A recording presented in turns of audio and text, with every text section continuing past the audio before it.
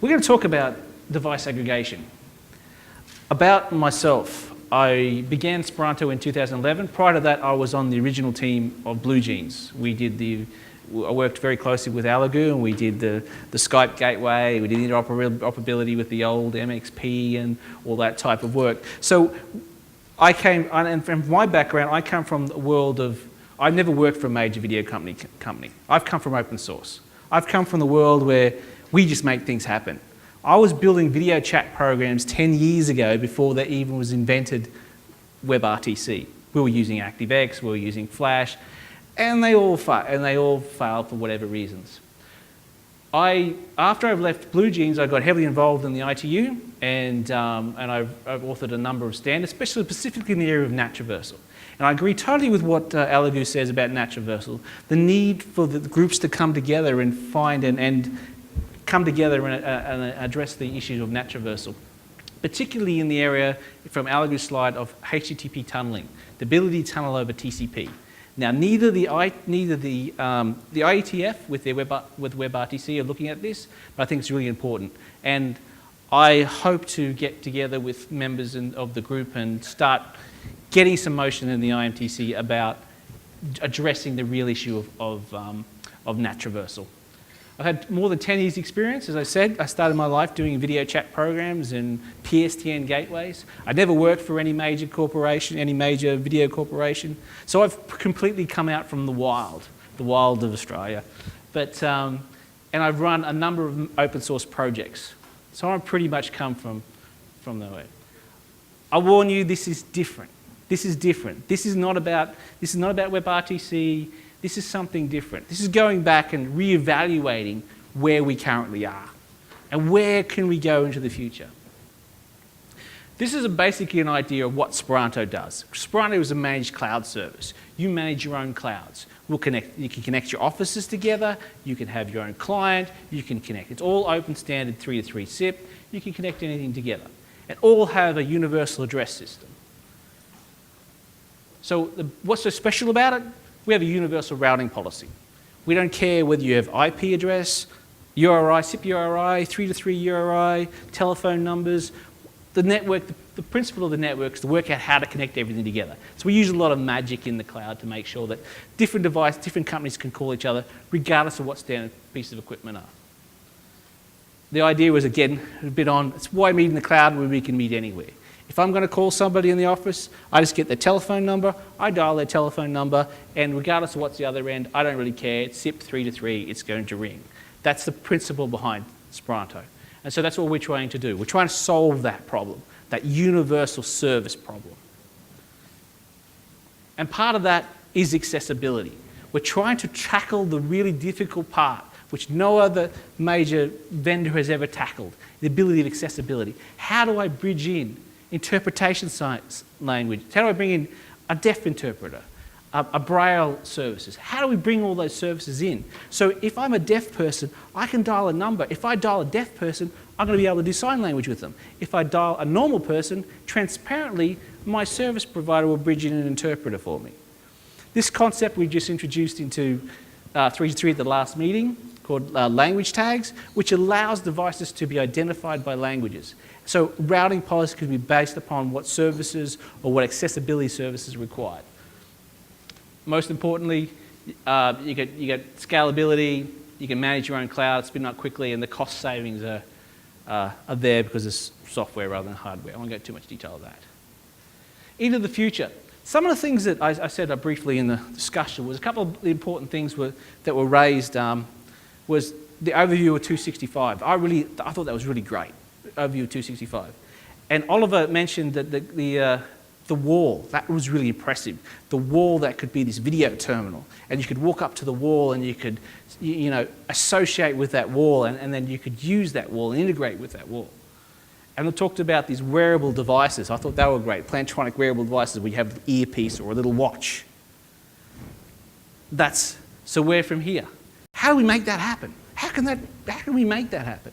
Currently, as I said before, SIP and 3-2-3 right now can't do that. WebRTC isn't going to do that either. So do we need to look beyond that? The idea that we come up for is device aggregation. Device aggregation is the concept of I create, this is my device, and I associate it with whatever I'm near. So for instance, I go up to a wall and I want to have a video conference of a wall. I'll have near field communication. I'll swipe my phone next to the wall. I walk up and say, hey, let's go and have a HD video on this wall. Click a button and there's my HD video on the wall. And you could, so that wall, you don't have to know what the phone number of that wall is, the address of that wall, because you've associated with your phone. And that becomes a personal association. So you can associate with your PC in your office, you can associate it with your home TV, you can associate it wherever it is, regardless of what network it is. So the idea is as long as each of those devices are connected to the cloud and accessible or routable by some number, some magical number, we'll be able to associate those devices together. So example of the problems with every device can't do everything. I mean, your PC is great but not very mobile. Your tablets are mobile but can't do PC-type functionality like content sharing. How do I share my spreadsheet on my tablet? You know, I'm doing that on my PC. And mobile phones are great, but the video terminals are really small. Try to do video conferencing on these little devices. The power's in there, but they're just too small. So, and also the most important thing is this is the question that I think came up a couple of years ago we raised was, how do you integrate the office equipment with your BYOD? How do you make your BYOD and your office equipment all work together as well? So these are some of the issues. The idea was put forward called personal communication assemblages. What does that mean? That device in the middle is my phone. My phone can associate with my office PC. It can associate with my office telepresence room, which is a shared resource. It can share with my home TV, which is for my home use. And it can share with my home PC. The idea is that this device associates with what I think is important, not necessarily what the office provides or whatever provides. So the important thing is these number of devices on different networks doing different functionality can be all brought together with one address. So I just have my phone, I ring up, talk on the phone, I've got to go, let's do this telepresence and bring people in. So you go into your telepresence room, swipe the phone onto an RFD area, you associate, you see the far end's associated, click a button, you're in the telepresence room. Or you walk up and you say, hey, I got this, we could do a HD conference, and you go up to a wall and you walk up to the wall and you go, hang on a minute, swipe on the wall, click, there's your HD room. You didn't have to remember what the phone number of that wall is. You don't even have to know what network that wall runs on. It could run on a personal network, any network. Your phone could be running on 4G, that could be running on some private network. As long as that wall has access to the internet, it can advertise its address and you can associate it with it and you can invoke that device at the time you want. So the important thing is, and you can put time limits on it. So you can associate for a short period of time or a long period of time. So it could be one-type use. You swipe it, after you finish with it, it forgets its association and you have to swipe again. So the idea is examples are you can make a call on your smartphone, you can do content sharing on your office PC, you can do file transferring to your home PC. So you could be out and you could be talking on the phone saying, I've got to send you this file. And you go, all right, just send it to my home PC. And then next thing you know, files on your home PC. It's ready there for you when you get to the office. The idea is, and you could do HD video on an office telepresence, so you don't have to do it on your phone anymore. Try and do this on your phone. You can walk in and you can associate with a telepresence room. The only address you need to remember is your number on the phone. All the others you do not have to remember.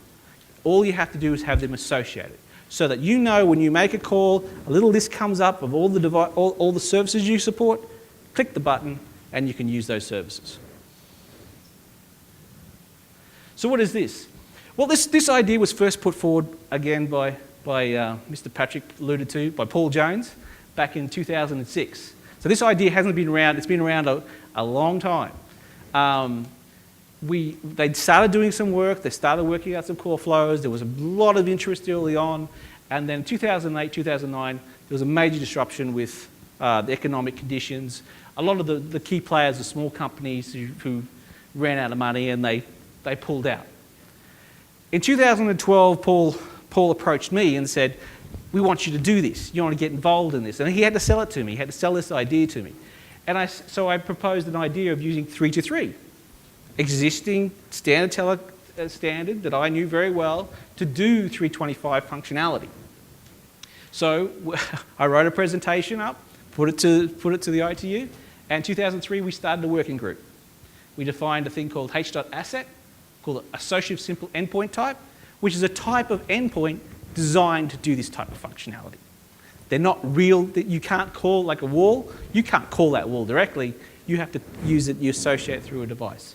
So it's using lightweight signaling, something that someone has to say before, lightweight call signaling to associate devices together. Now I was going to give a demonstration here, but the Wi-Fi was pretty bad, so I'll talk you through the idea. You set up, this is an example of what would happen. You would set up a primary call between your iPad, and iPhone, between two devices. They would be associated to PCs, which would run in two apps.